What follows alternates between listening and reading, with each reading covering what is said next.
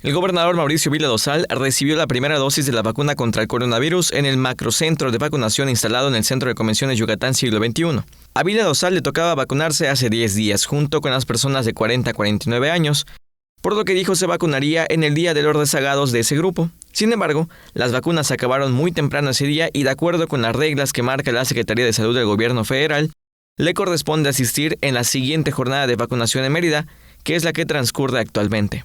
Minutos antes de las 5 de la tarde, el gobernador llegó al macrocentro de vacunación del Centro de Convenciones Yucatán Siglo XXI, donde después de realizar la fila, se registró junto con los ciudadanos que también se dieron cita en dicha tarde.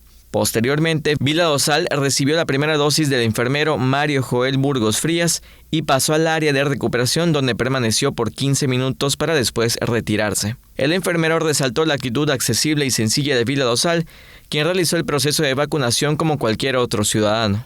Antes de retirarse, el gobernador agradeció al personal de salud que contribuye en las tareas de vacunación en Mérida y en el interior del estado, ya que su labor es muy importante para que el proceso se realice de la mejor manera. Teleyucatán te informa.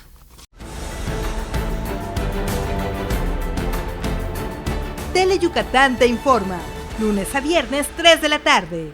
Síguenos.